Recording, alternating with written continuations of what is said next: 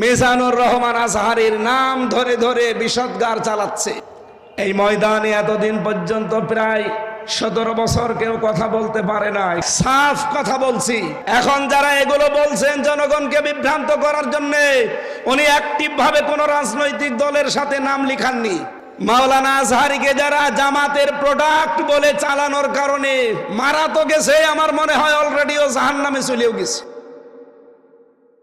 এখানে আসার পরে কেন জানি শূন্য শূন্য লাগছে।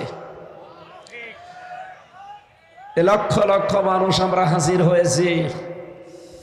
নবীজির এই হাদিসটা মনে পড়ছে। বিশ্ব নবী জানিয়েছিলেন সুন্দর একটা ঘর, একটা বিল্ডিং, একটা লোক এসে দেখে চারিদিকে ঘুরতে ঘুরতে পোড়াটা ঠিক আছে, একটা কোণা একটা ইট নেই। নবীজি বললেন ওই ইটটা হচ্ছে আমি, আমাকে দিয়ে পুরা বিল্ডিংটা কমপ্লিট করা হয়েছে। 100 বছরের ইতিহাস, বাংলাদেশে ইসলাম এসেছে সেই লাইন দিয়ে, তার ভেতরে চট্টগ্রাম অন্যতম।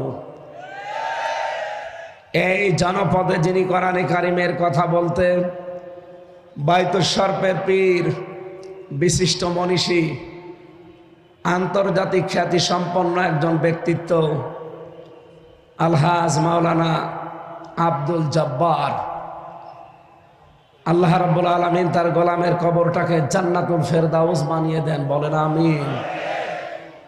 এখানে কথা বলতেন চট্টগ্রামের সিংহপুরুষ মাওলানা সিদ্দিক আজাদ হাফিজাহুল্লাহ।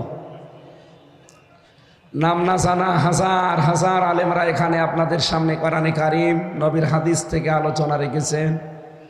যারা বিদায় নিয়েছেন, কবরে আছেন, আল্লাহ জান্নাতুল ফেরদাউস দান করেন। যারা এখনো বেঁচে আছেন, হায়াতে তাজ্জেবা সিহাতে কুল্লিয়া আল্লাহ যেন দান করেন, বলেন আমিন। যাকে পেলে আমরা সত্যি ধন্য হয়ে যেতাম, আজকের এই ময়দানটা পরিপূর্ণ হয়ে যেত। 3টা বছর আমি ফাঁসির কন্ডেম ছেলে কাটিয়ে আসলাম, তার পাশের বিল্ডিংয়ে ছিলাম।